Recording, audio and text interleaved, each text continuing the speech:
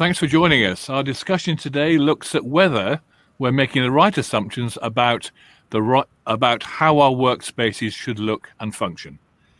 We've assumed, perhaps wrongly, that rooms or spaces are designed and supported by technology for fixed purposes like video conferencing, collaboration, presentation, and personal productivity. But have we got it all wrong?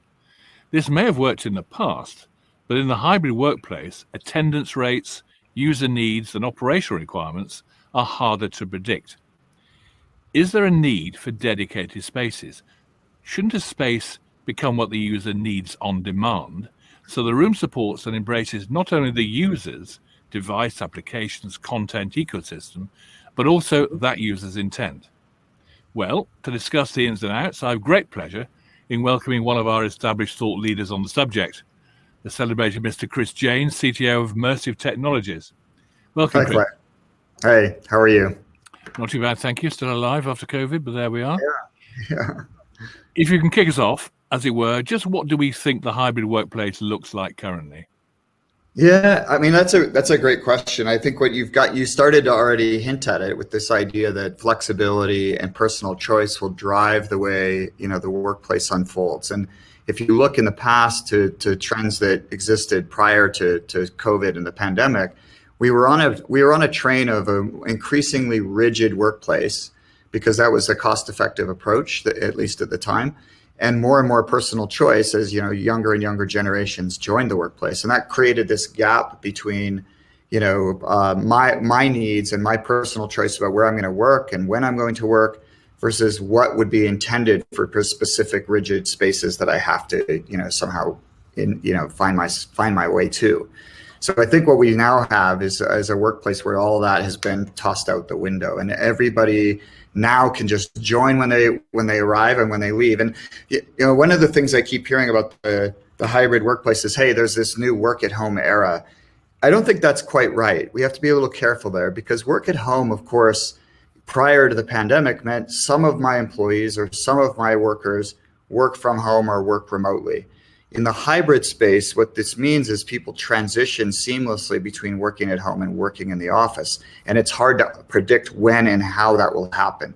So rather than, this bifurcation of half my employees at home and half of them might be on campus at any given time, it could be anything. It could be 9 people out of a team of 10 show up, or 1 person out of that team shows up that day. You just can't predict. So it's very dynamic. I mean, in a way, people always used to work from home, but not quite as regularly. So in a sense, how can we differentiate? What's been the most important change in the workplace, in your opinion?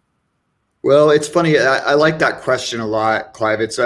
I don't know if there's one single thing, but I do want to make a particular point. And that is that the changes we've seen now are really an acceleration of trends that were already in place. And I've pointed this out before. I think it's very important to understand that. The idea of work from home, for example, probably happened when the first person picked up the very first laptop and said, wait a minute, I can work anywhere now. I'm going to work from home. So that's a trend that started probably in the early 90s and has accelerated dramatically today. The same is true for things like in-room control panels. I've very early in the pandemic, I heard people asking me, is the in-room control panel dead now? Because of the touch necessity and its public infrastructure and things.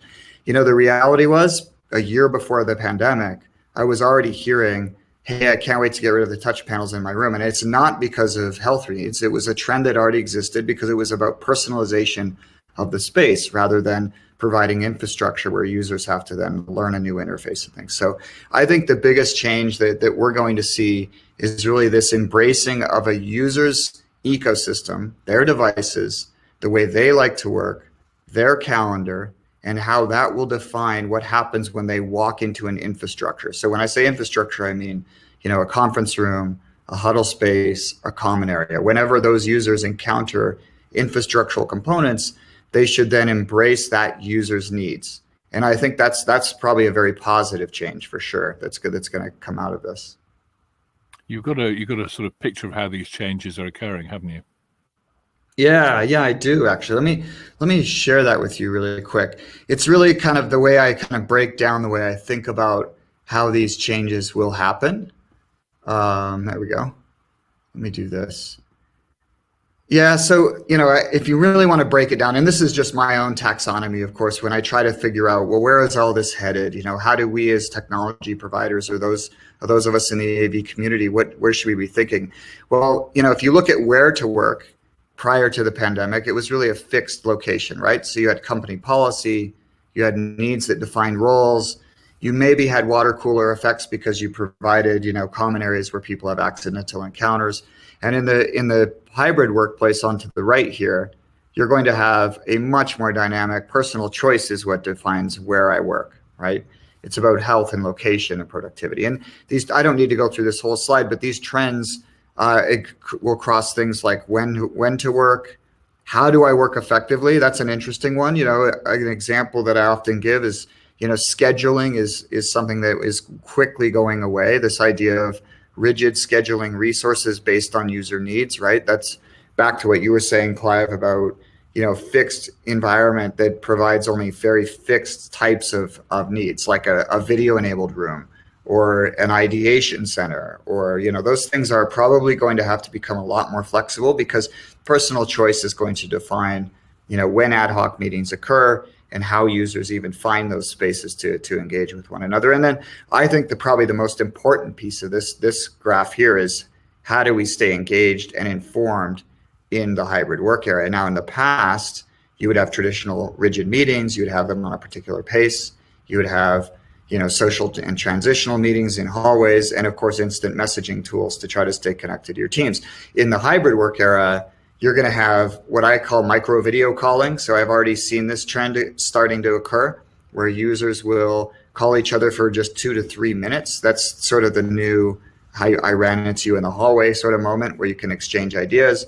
And then there's this new need to find your collaborators, and persistent video calling is starting to emerge, which means if I'm working with you for 3-4 hours, let's just leave our video on and work. And then when I need something, I can lean over and say, hey, can you provide me with that document? That's a very different approach to a video-enabled workplace. So I don't want to bore you with too much of my slides, but I do think that it's important to think through these things in a certain taxonomy as this emerges. Yeah, it's difficult to know what comes first, isn't it, really? What the company has always thought about how it plans its infrastructure and how much flexibility they have to put in it.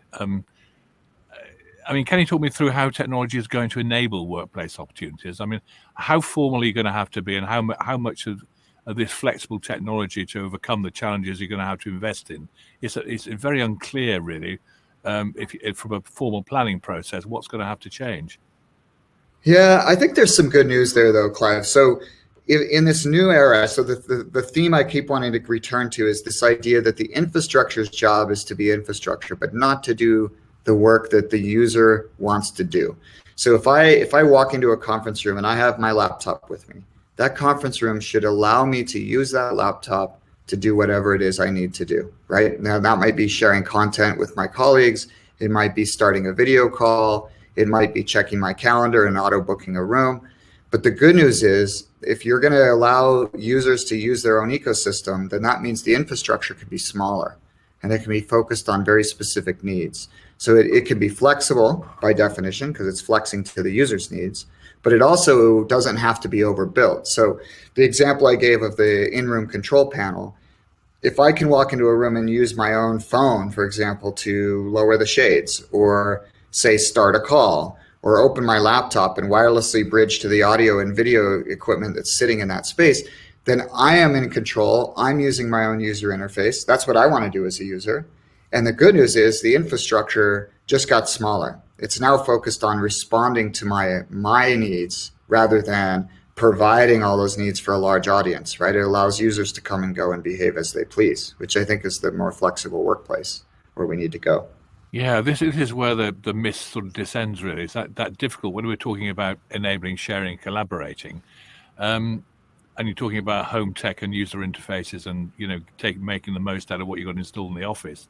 Yeah. You either go minimalist and just, well, you can take your laptop anywhere, or you go the other way and say, well, your laptop's window on a much wider world when you get into the office, and it plugs into this, and then you have a big screen. You can Right. plug into whatever technology you've got.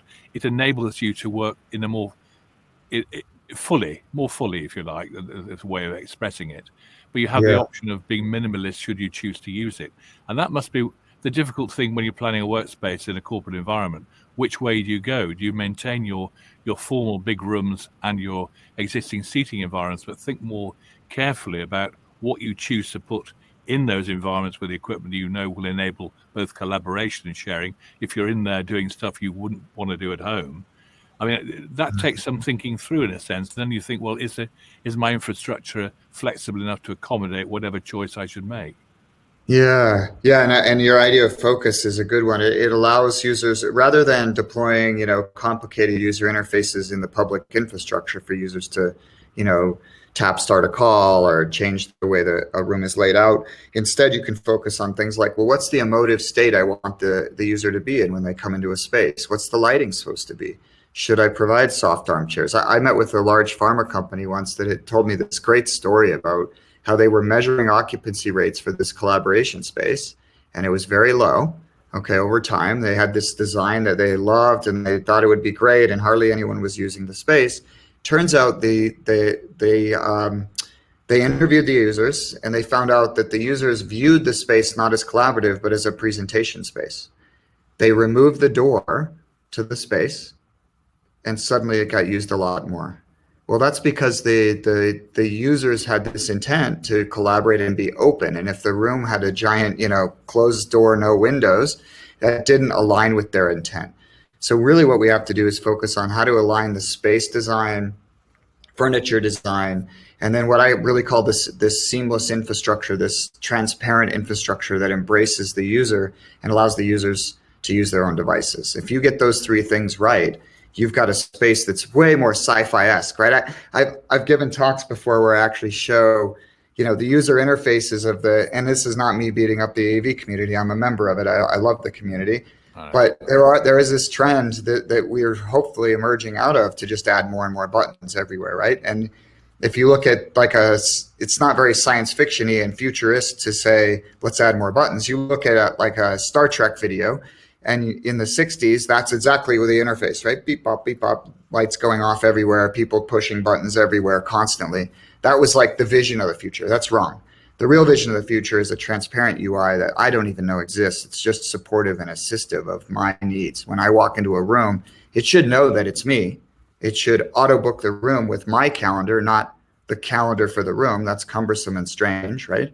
And it should invite my other colleagues, my collaborators in the hybrid workplace, send an email to them and say, Chris found a room and he happens to be on campus. The meeting starts in 5 minutes. Why don't you join him? He's on floor 3. And then it just starts, right? That's the dream user interface, is one that almost doesn't exist. Well, that was always the definition of good AV. It's invisible. It molds automatically to the person using it. That's AI and a much more sophisticated, IoT on the bottom, much more intelligence on top of those different layers, and therefore, acting much more predictably to the person using it. And that's where the dilemma is. We've always had to fit ourselves in with the fixed infrastructure of an office. Now, companies are afraid, perhaps, of focusing too much on user requirements and wondering what their users then need, and whether that investment in those user needs is going to lead to them working better and winning more business, for example. All the way down the lines, these things have to be thought about. And you've got an idea about the interface and technology landscape, haven't you? Yeah. I mean, I really like to use this word BYOM, this bring your own meeting, when it comes to interfaces, because, one, as a technologist and somebody that tries to sort of look where we're headed into the future, it's easy to look in the past and find trends. And, I'll remind everyone that's watching this discussion, there used to be a thing called the room PC, right? The room PC was deployed as part of the infrastructure. It was the computer you were supposed to use when you went to a conference room, right? Now, it's a thing of the past, of course, but there's a reason it went away. Users would walk into that room, and I was at an oil and gas company where they were still doing this, and they'd go, wait, we don't have, GeoProbe installed, the big, 3D visualization system that I want to use, so I can't use that specific room. I'm going to go somewhere else and find a room that has that installed in it, and then I can meet with my colleagues. That sounds cumbersome, right? That, of course, went away because you can run that software on your laptop, and all you need to do is somehow get that software on the big, beautiful screen and have a good place to meet. So room PCs go away. The same thing is happening with codecs as well, right? In the past, it used to be, I walk into a room and it's insert here your favorite codec, your favorite video conferencing provider. And if you want to make a call that's outside of that framework, you got to go find a different room. Well, if you take this idea of bring your own meeting, users that walk into a room and use their laptop to do basically everything. One, it's the user interface that I'm engaged with. I'm very productive with it. And there's never a disconnect between what tools I might need and what I brought to the meeting, because that's by definition, what I like to do. That's my job. I want to show you just a quick slide though, because I feel like BYOM, this idea of bring your own meeting, has been defined a little bit narrowly, and I propose a broader definition. Well, it's an old term, isn't it? So we need to update it, don't we? Yes, absolutely. And bring your own device was sort of a thing for a while. That's great. When you look at our company, for example, the ability to wirelessly share seamlessly to any screen just on demand from any device, that's really bring your own device. But if you take that forward and you look at bring your own meeting, I define it quite broadly. It's not just the device you brought. It's also the ability to share any content on that device on demand in parallel with your team. So you and I throwing content like paper on a table. And then the productivity tools I have on that device. So, if I'm a designer, I probably have a whole suite of tools that I have already pre-installed or have access to when I log into the cloud. I want to be able to use those in meetings when I'm working with my colleagues. It's super productive. Now, here's where it gets different. I also define your calendar as part of bring your own meeting. So when I say that, what I mean is if I walk into a space and it's time for me to start a video-enabled call in 5 minutes, that room should know that and actually auto-launch that call for me when I say, hey, would you want to get started? Yes. Okay, auto-launch that call. Now, launch it with whatever conferencing app I happen to be needing to use for that specific call. So then that's the other piece of this. And then the final is the user intent. If a system or an infrastructure can understand the user's intent by looking at calendar, their location, who's invited to the meeting, what tool sets I might need, it can respond in ways that are just quite unique. And in our roadmap, for example, we're looking at things called meeting migration, where we can actually suggest to a user as a meeting ends, I can detect that the meeting is still underway and the user won't finish in time. We can suggest nearby spaces that will enable the best meeting possible for them. And we're doing that through an AI in the cloud that actually mines meeting ratings, understands what your intent is for the meeting and where is the most likely best room nearby that would drive the best outcome for you. That's to me the future. It's like the room just says, hey, Chris, why don't you go to room number 3? You've had great meetings there in the past. It's in the afternoon. Lighting's great. You're going to have a good meeting, and it's open for the next 2 hours. I know you like to have long meetings because you're, long-winded, like I'm doing now, obviously. If only. I mean, that sounds like the perfect scenario. I mean, I wish we'd all think like that, really, unfortunately. Yeah. The reality is we have this dodgy connectivity and broadband discrepancy, don't we?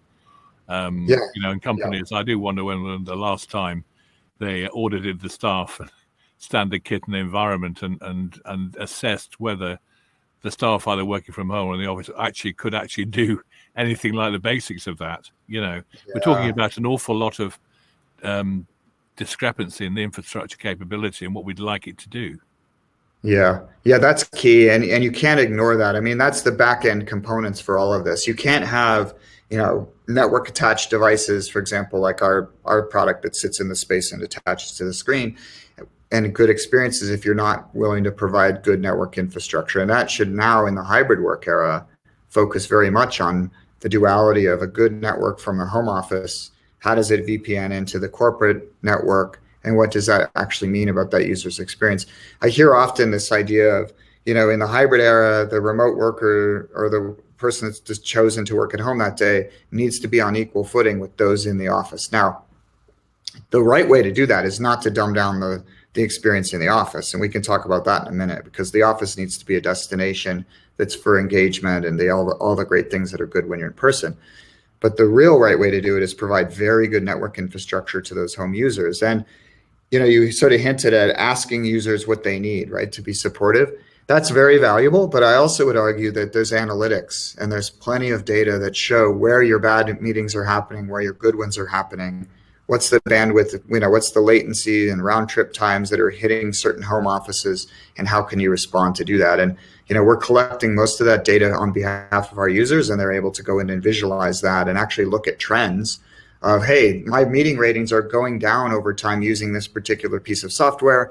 I wonder why. Well, let's find out. It looks like, if you mine that data, you find out there's bandwidth issues from, the Tokyo office to the one in Singapore.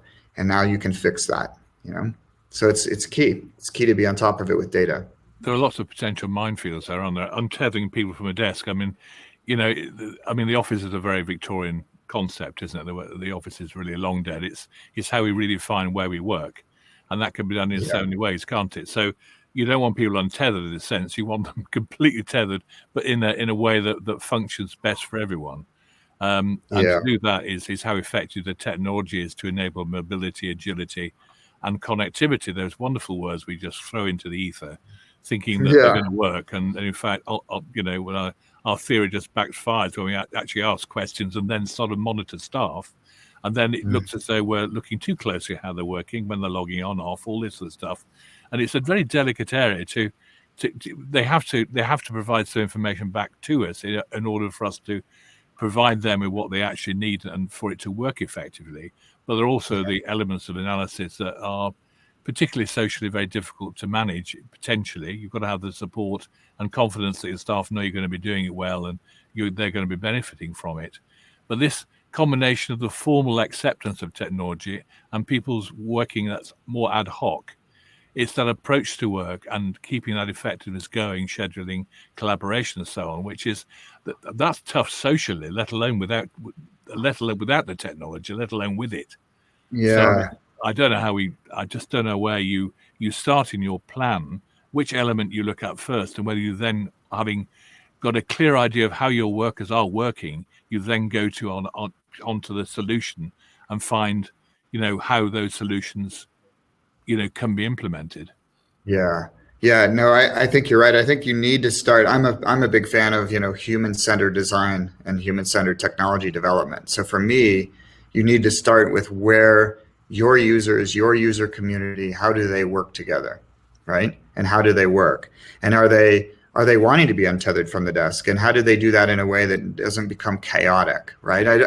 I don't think we should be viewing as the return to work era and the hybrid work era emerging as chaos. When I say the word, dynamic or flexible, it's really about personal choice and then infrastructure supporting personal choice to allow you to have a non-chaotic day because you're deciding to plan it out.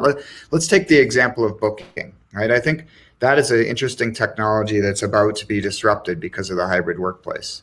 In the past, the way you booked a room is you would, you go into Outlook or whatever it might be, and you drag down a room name where you might want to have a particular meeting, and that your team members are, there's 10 of you.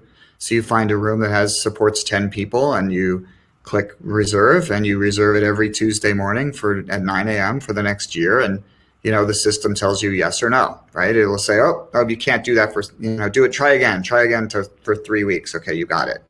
All right. Now that is cumbersome. It's rigid.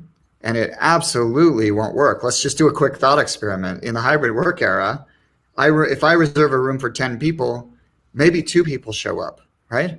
So now I've got a room for 10 with 2 people sitting in it. That makes no sense. It's just because that was the workflow that made me find that room. Okay, I would propose that, and you also can't go the other way. You can't only book huddle rooms because maybe your whole team shows up in the hybrid work era. They just decided, hey, this is an important meeting, and I want to be more engaged, or for whatever reason, personal reasons, or I happen to be on campus for other things. I'm going to go to lunch that day. So how do you do it? Well, it's just like what we've been saying. It has to be ad hoc, and your infrastructure has to support that. That doesn't mean you don't deploy technologies that allow booking. It's just they have to be reactive and ad hoc. I'm going to show you just a quick slide on that. Hold on a second here. And it has to do with AI as well. So, it's a theme of mine lately because I do think assistive technologies are where we're headed.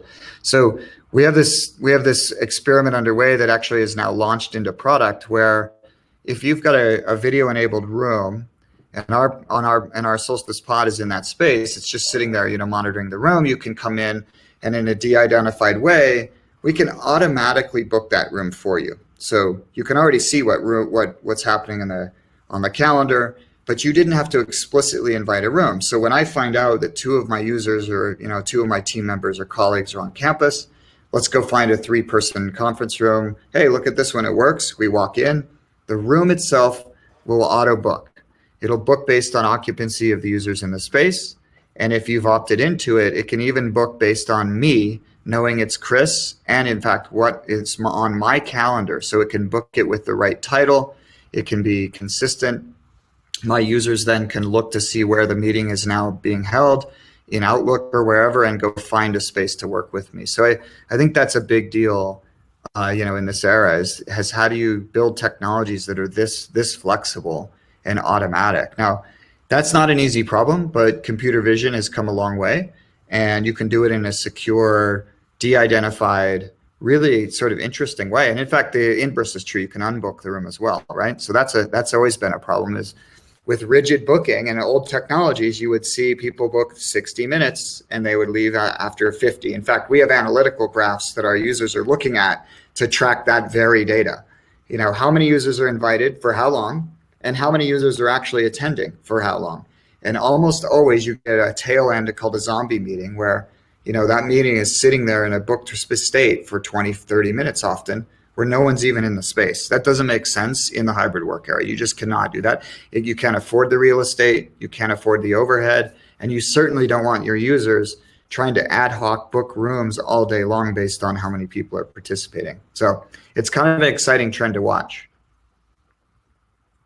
I mean, it's about really enabling your users, focusing on people, isn't it? How, assessing what their employees want, you've got to hear what they've got to say and what they like to do with it.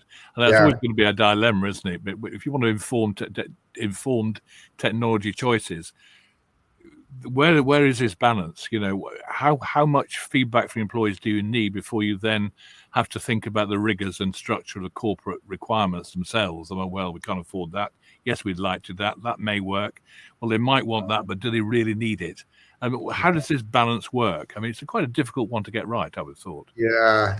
I think, and the word balance is key. I think you need to do, just the right amount to make an informed decision up front, of course. So that means interviewing your users, observing your users, understanding trends that are already underway in your own workplace, and then responding to that by deploying technology. Now, that step 2 has gotten less risky if you're willing to not build dedicated spaces. And that was like the old way to do things. In 2016, you would have users saying, I've got 5 room templates, and one of them is for huddle spaces for, maybe a group study room. I've got a small conference room that's not video enabled. And then I've got a large conference room that is video enabled and is dedicated to a very specific software vendor, right? Like Zoom or Teams, right? That's a risky proposition. If you do that, you are betting the farm on whether or not your users will respond. So that puts all that weight up into stage 1 of your interviews and how do my users want my rooms to look? And in fact, it doesn't really respond to the ad hoc nature of the hybrid workplace. The good news is if you don't build a dedicated space, but instead you support this bring your own meeting approach where a user can walk in with their laptop and the room becomes what they need, you didn't bet anything other than you need really good video quality everywhere. Well, guess what? You can now afford it because you're not building expensive dedicated rooms. You need great audio. You need really nice furniture, you need lighting, and you need assistive technologies to enable the lighting when people walk in, right? And auto book the space and turn it on. So you really need room intelligence that's flexible behind the scenes rather than I'm going to dedicate, our 5-year plan to this specific room type, right? That's too risky, I think. It's a tough gig, isn't it, knowing which way to jump with all this? I mean, it's assuming that the room intelligence is working efficiently and it's adaptable and can and the employees themselves know that it's coming. I mean, you can't help but not see this emotional and physical connection using technology, can you? And how we go about creating that so that employees are confident the company's presenting something to them that enables to do things better, yet they know they're investing in creating a a much more productive working environment where they feel more comfortable. They feel they're more able to do things they couldn't do earlier. They can work from another environment and know they can connect to it flawlessly, almost most times anyway. Yep. That's a tough thing to create, isn't it? I mean, I remember some of the banks in the old days, they gave users what they needed, and if they didn't take them up, they just stopped using them. As simple as that. They went from the budget that, right, this is what we got with the budget. You will use that or not, and they completely turned it round. But we never saw that in working in a modern way with technology that was flawless, that was capable of doing it. You feel, we're in that sort of, is the technology capable of doing this? Yeah, I mean, I think it is, and the key is the technology is mostly in the hands of the users already today.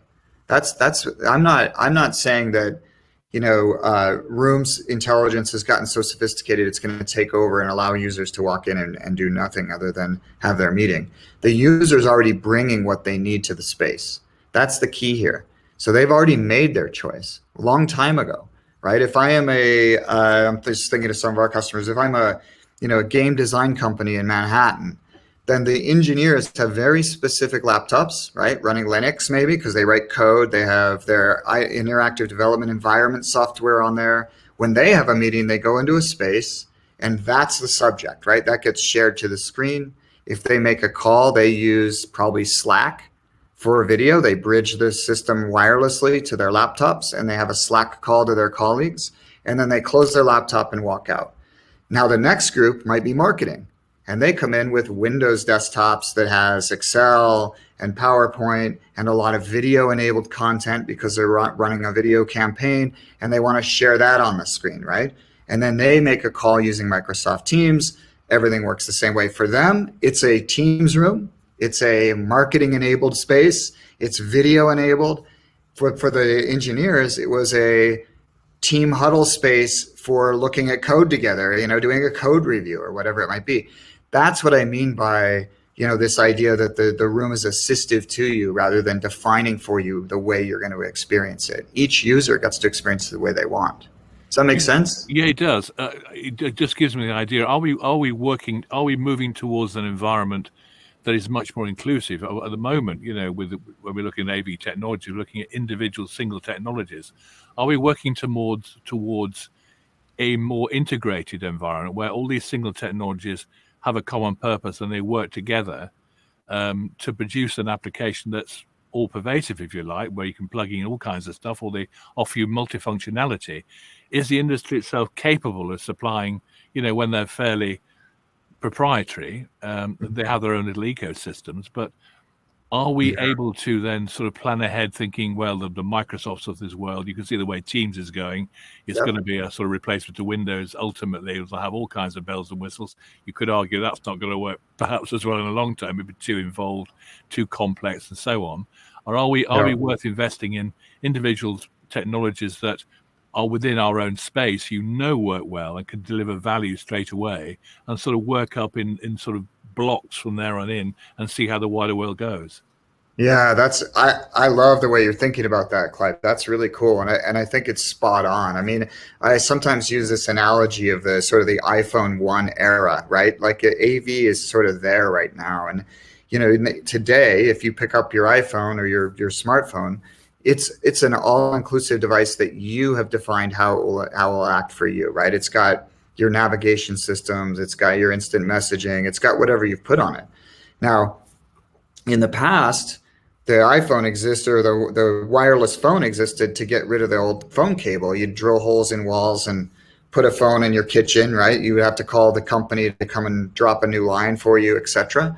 That was an era that we all existed with for quite some time. We got the motive to get more mobile, to have more personalized the technology and go wireless. As soon as that happened, users started saying, wait a minute, why do I have a navigation piece of hardware that's independent of this thing? It's already in my pocket. It's the thing I want to use.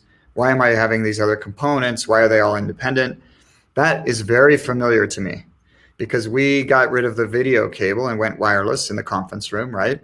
And the very next thing that happened is all of my users started saying, wait a minute, I have a digital signage endpoint in that space. oh, wait a minute, users are already walking in with their phone. Can't they just use that as a laser pointer on the screen? There's gyros in that phone. Why wouldn't they do that? So now you have this idea of this sort of intelligent platform that just enables productivity when users encounter it, rather than all these hardware silos, right? And you're right about proprietary in the AV space. That definitely exists. The good news, though, is that we almost by definition will have to let go of that approach, because users are going to define their own proprietary standard when they come to a conference room, because they're carrying it with them. Again, it's back to that BYOM thing. We've got a couple of questions coming in here, but before we take the first of them, one question actually probably is a more general sort of what I call the Alan Wicker question, really. If you had to pick the single most important technology investment that companies could be making this year, I mean 2021, 2022, what would you choose? I mean, I'm gonna obviously I'm a tiny bit biased because I've been working on this problem for 4 or 5 years now, but I think it's absolutely bring your own meeting for video-enabled endpoints. Now, video will become pervasive, right? Video will need to be deployed everywhere. And the reason for that, I think I've already gone through that, but you can't have dedicated spaces where users go in, they can do one thing in this space, they go to another and they suddenly can't. In the hybrid work era, they need to go into any space, including huddle rooms, maybe even common areas, and expect that if they need to make a quick call, there's a good camera and good audio there, right? So you're going to need to video enable all those endpoints. The question is, how do you do it? And the right way, the most important technology is to do it through bring your own meeting. Allow users to come in with a laptop, open it up, launch a Teams call, and bridge the room to them and have a great experience, or launch a Zoom meeting, or launch WebEx, or launch Slack, or launch BlueJeans. It doesn't matter, because those users are going to be making those choices based on, using that technology at home. So imagine that this is what I mean by seamless transition. Again, it's if I'm sitting at home and I make a Zoom call and then I hang up, because this happens all day long, right? And now it's time for me to call a vendor and they've invited me to a BlueJeans meeting. I'm happy doing that. Users have gotten very good at doing that. If I return to work and I walk into my $70,000, $80,000 conference room and I sit down and I know I have a BlueJeans call on my calendar, and I realize I can't do it in this space because it's dedicated to something else, and I have to go use the panel, and I might have to plug my laptop in somewhere to get it on screen. That is just strange to me, and I don't think users are going to tolerate it in the return to work. So number one is bring your own meeting, video-enabled endpoints everywhere you can do it. It's really key. I mean, it's probably dangerous to generalize, but you get the feeling that people are much more flexible and adaptable because they've had to be. It may be a changing point that some people for which change is happening too quickly are finding it really difficult to adapt. But majority of people who are used to the environment they're working in probably are most receptive now to hoping things and expecting these sort of changes to happen, aren't they? The first question in, I mean, you probably answered it earlier on, so you could do it very briefly. How do you think your definition of BYOM differs from how others perceive it? I think you more or less did that on your first slide. But if you can just briefly, in a couple of sentences, probably. Yeah, I think that when I think about BYOM, I think about it as an all-encompassing. I think of the user's ecosystem and technologies and how they latch to the room. And it's not just, hey, I can bring my own device in the space and use it, or I can launch my own software and share it to a screen. It literally is, I walk in a room, my calendar defines what room booking event just occurred. My meeting ratings for that room, because we actually do this now. When you end a meeting, you could rate it. How productive was that meeting? How enjoyable was that meeting? All these things, right? So we can mine that data. The AI then can go, you know what? Chris isn't having good experiences in this space. I'm going to suggest a new room for him on his way to that space, so he finds the best room for his ad hoc meeting. So that to me is my ecosystem's moving around and latching into the infrastructure in cool new ways, and provides great productivity gains. Well, funny you should say that. What productivity gains do you think employers could realize by allowing and supporting the move to more dynamic and flexible work environments? Again, there you go. An awesome question. I know. Yeah, super cool. The floodgates to that one. Yeah, I mean, it's really, really interesting, because that's the holy grail, right? It's not about how easy is all this stuff to use? Because you could sit at home and have no meetings, and that's pretty easy too. The reality is we want to be productive and we want to engage with our colleagues and feel effective and things like that. And the way you do it is you remove barriers that have nothing to do with human to human interaction. So it kind of goes back to that, transparent UI concept. If I can have a meeting start by walking into a space and tapping one button and my laptop's on the screen and my call automatically starts, and I'm right away talking to you, Clive, that's way better than me messing around with technology. It puts me in a different mindset. There's even human-computer interaction research that shows my mindset will shift as I interact with technology more and more instead of human beings, right? So I'd have to somehow waste 2-3 minutes, 5 minutes getting a room set up and then bring myself back to a more collaborative mindset. That's hard to do. And there's also this emotive tax that happens. You have an emotional tax every time you're messing around with technology and not doing what you want to do to get done. So removing those barriers, super key.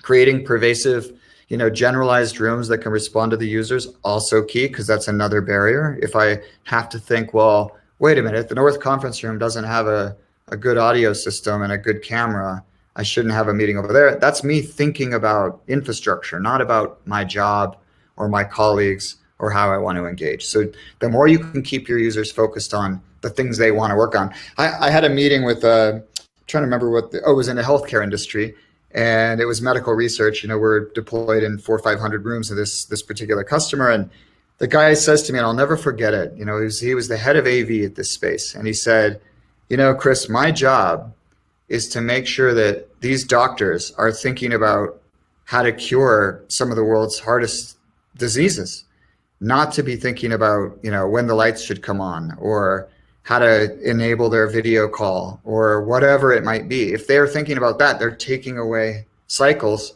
from some of the most important problems in the world, right? Yeah.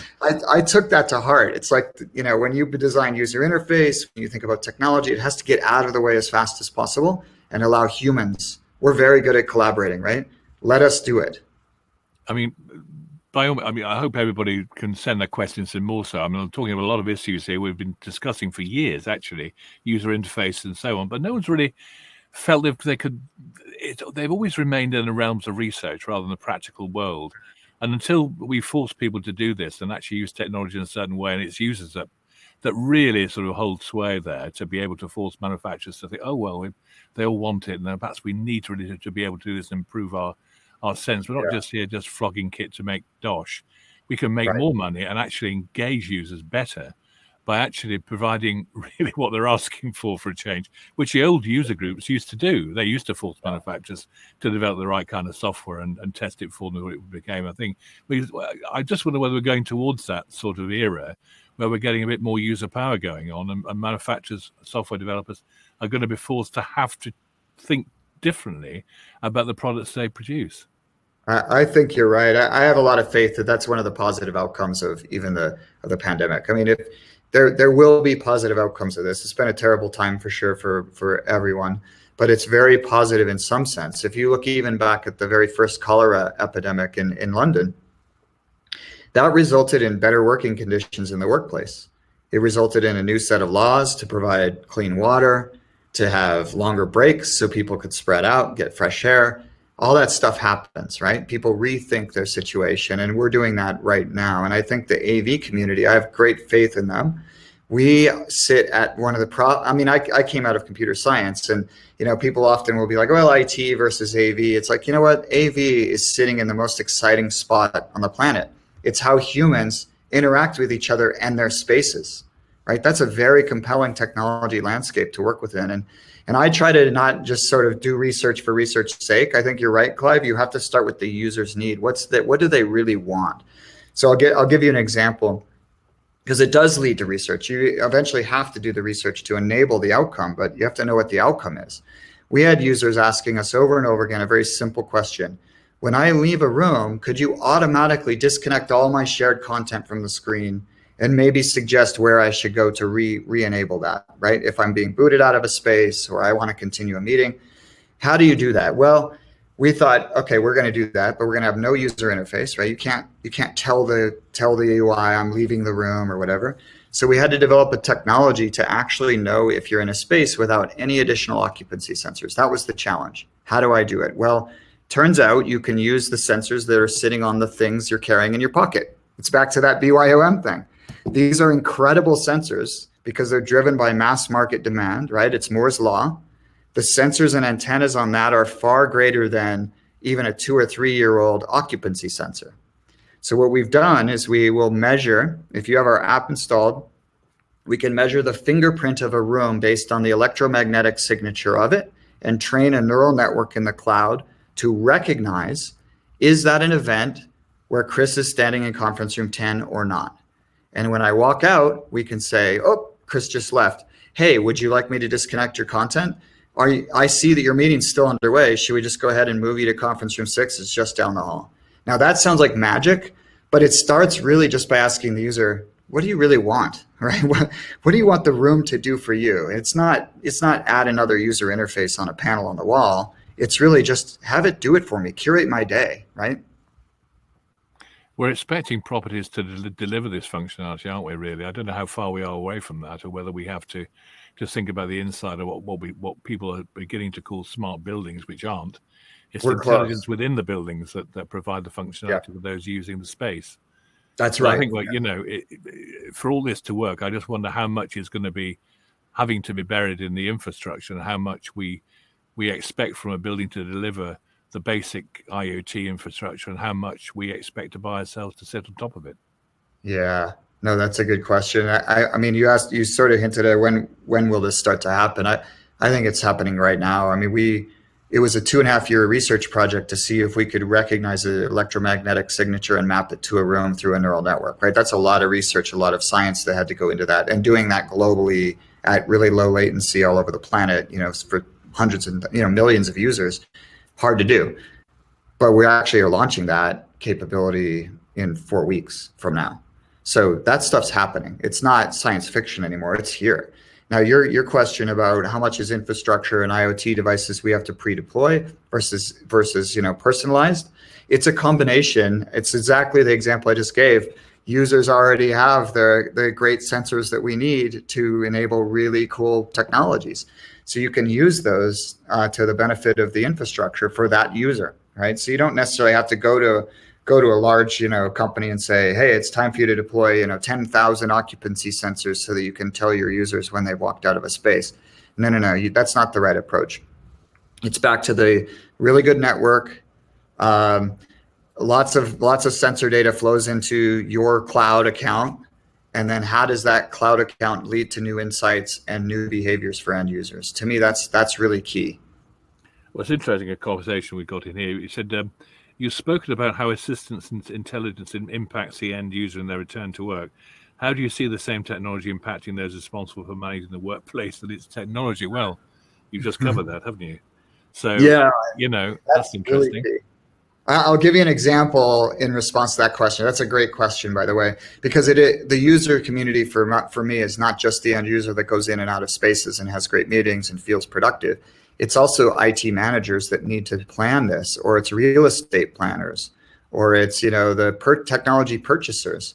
So I've got a couple examples I'll give you. One is a very large shared workspace company. They probably have 10,000 rooms of our product around the world, and they have analytics that tell them actually, room occupancy, but also just meeting ratings over time.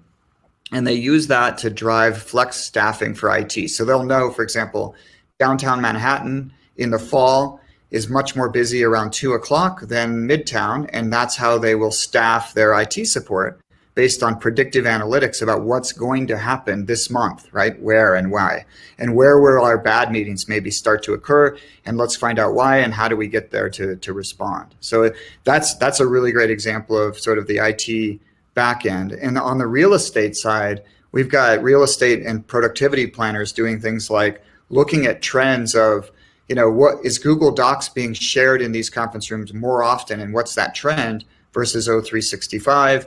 And how do I, allocate licensing and purchasing to support my users' needs? Because if they're starting to do it, then that's by definition, they're voting with their own productivity, right? They're saying this is helping me and I'm going to do it more often. So they start to look at purchasing planning as well. a general, sort of more broad, how do we ensure digital inclusion pre and post COVID, I'm assuming? How do we Yeah. ensure digital inclusion? Well, I mean, everywhere we look, there's some digital transformation exercise going on. I think we were the first to talk about that in AV when people were just wondering, oh, well, you know. And I think COVID has probably brought the whole change thing on to make everything go digital. We call them in the old days sticking an IP network in, but now everything is being rethought for a digital world and execution of it all. I don't know how far that's gone with NAV. I mean, certainly we talk about nothing else at the minute. Even the main proponents from previous industries now running AV companies, one of whom, Kramer, I think, used to be the head of digital transformation at IBM, and he used to be running Kramer. So, you know, you're looking at former executives from other worlds coming in to run AV companies. And so there's definitely some impact. People are thinking ahead about, well, we need to be au fait with these much wider traditional IT type of technology. And AV needs to be put into a place where people are aware of where it sits in these big plans run by CIOs, you know, knocking down to where the company's day-to-day operations are going to go. Suddenly they're responsible for its evaluation, performance, and productivity, if you want, for want of a better word.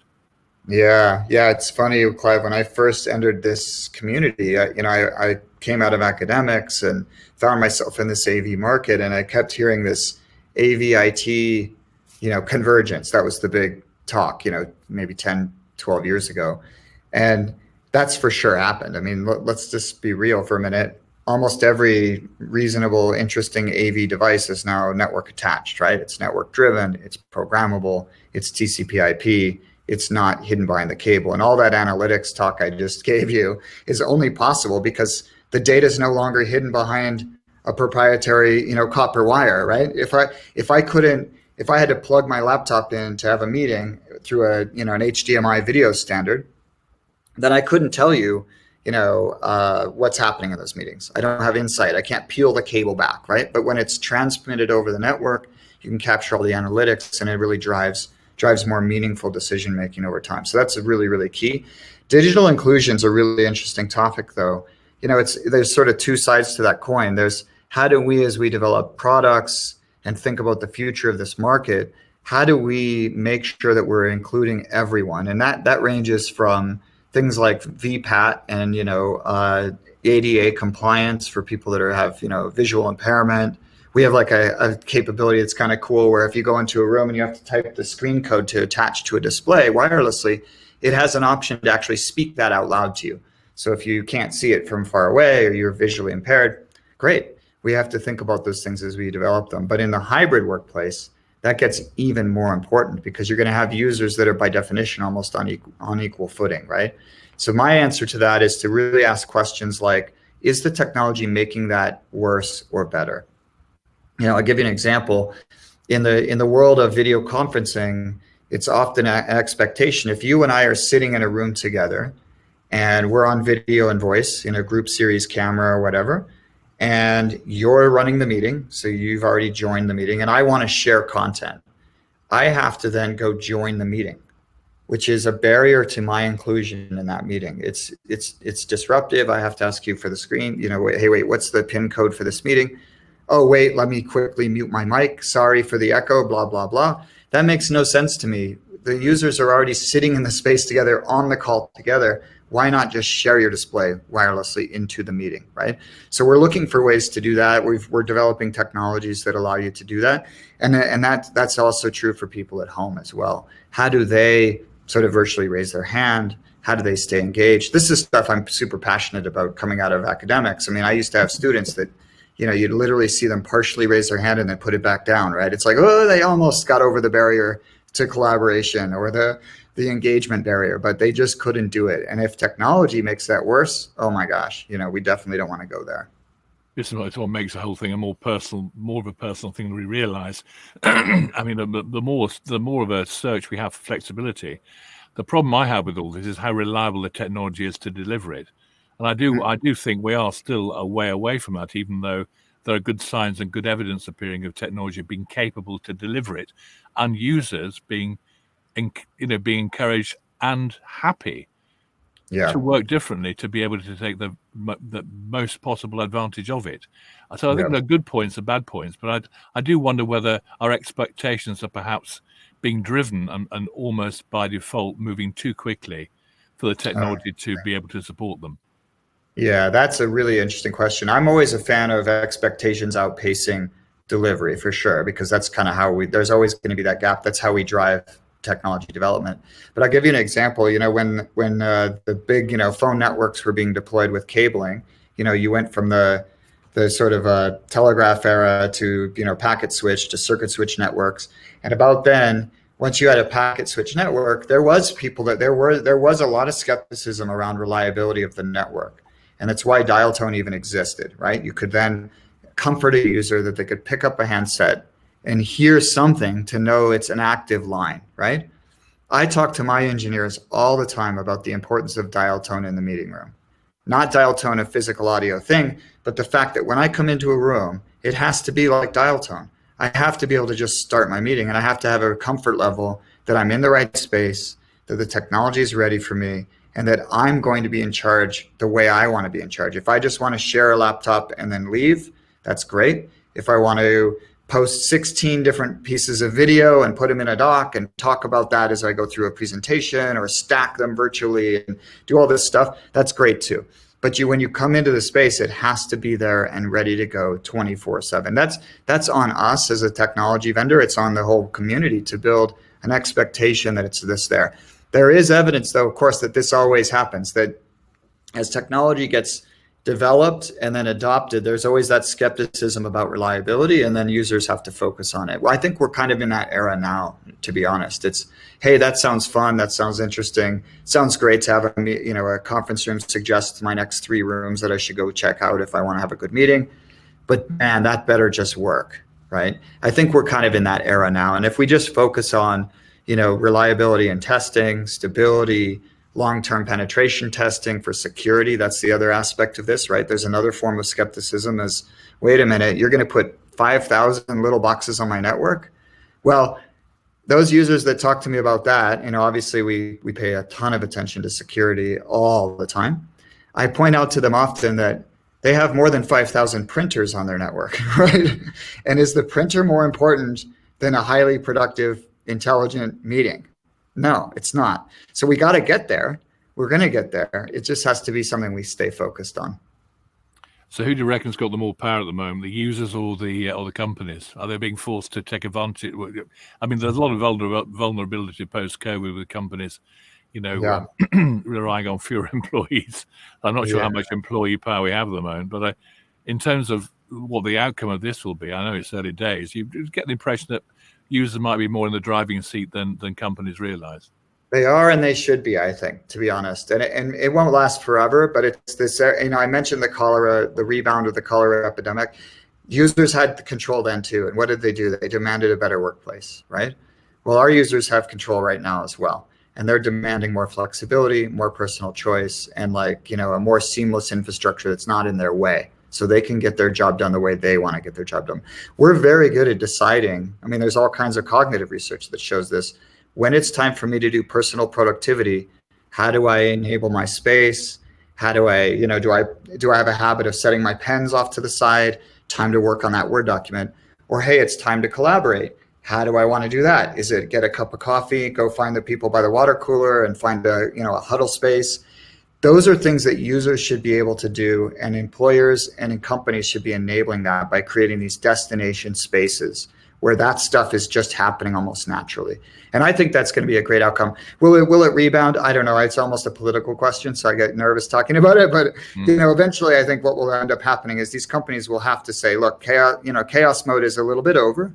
Let's get back to work, but let's do it in a way that's now better, demonstrably better than it was before. And I think we're on track for that, which is great news. Well, Chris, it's been a joy to talk to you as always. It's nice to get in a quiet moment. I know how busy you are. That's okay. It's been a lot of fun. Well, thanks for imparting your unique perception on life as usual and everything else.